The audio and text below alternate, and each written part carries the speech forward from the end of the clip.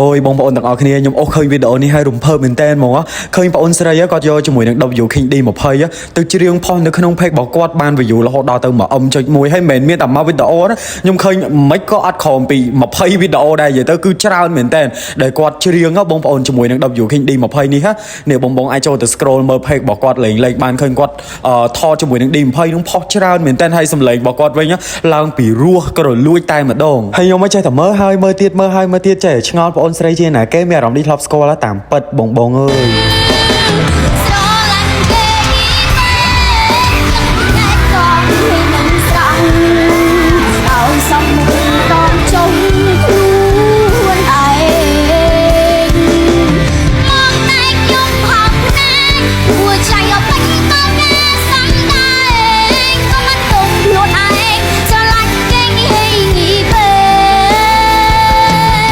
តាមពិតទៅបងអូនស្រីពិសីស្រីនេះណាគាត់គឺជាអតីតបេក្ខភាពដែលប្រឡងនៅក្នុងកម្មវិធីលំដាប់ថ្នាក់ពិភពលោកបងប្អូនគឺ The Voice Kids Cambodia ហើយនិង Cambodian Idol ទៀតអូនិយាយទៅគឺឃើញហើយរំភើបមែនតើដែលគាត់យកជាមួយនឹង D20 នេះយកទៅច្រៀងហើយគាត់ជួយផុសនៅក្នុង page ឲ្យទៀតបងប្អូនកុំច្រឡំថាខាងក្រុមហ៊ុន sponsor ឬក៏ជួលគាត់អីគឺអត់ទេអានេះគឺ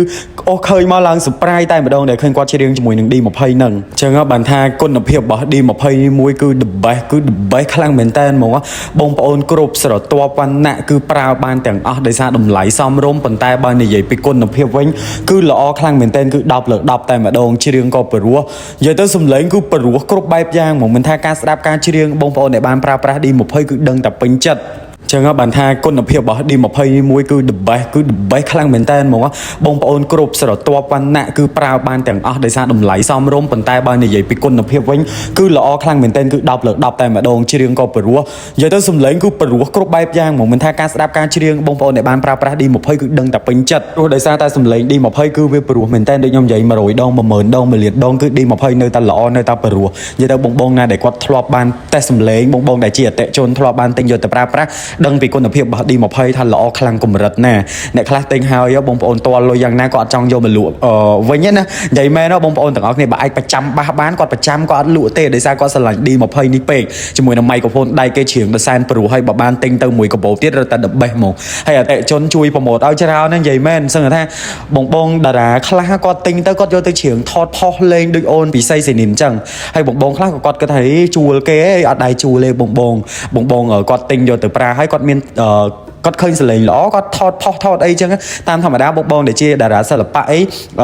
គាត់តែងតែចូលចិត្តច្រៀងផុសនៅក្នុង page របស់គាត់អីចឹងទៅអញ្ចឹងវាជាប់បាសជាប់អីយើងដែរអញ្ចឹងណាបងប្អូនមិនមែនជាការជួលមិនមែនជាការ sponsor អីទេនិយាយតាមត្រង់ណាហើយបកមកកាន់បងអូនស្រីពិសីស្រីនេះវិញឃើញហ៎គាត់យកទៅថតផុសហ្មងបងប្អូន view ឡើង1ជាងហើយរាប់រយ K និយាយទៅច្រើនមែនទែនឃើញវីដេអូគាត់អត់ក្រោមពី20វីដេអូទេអញ្ចឹង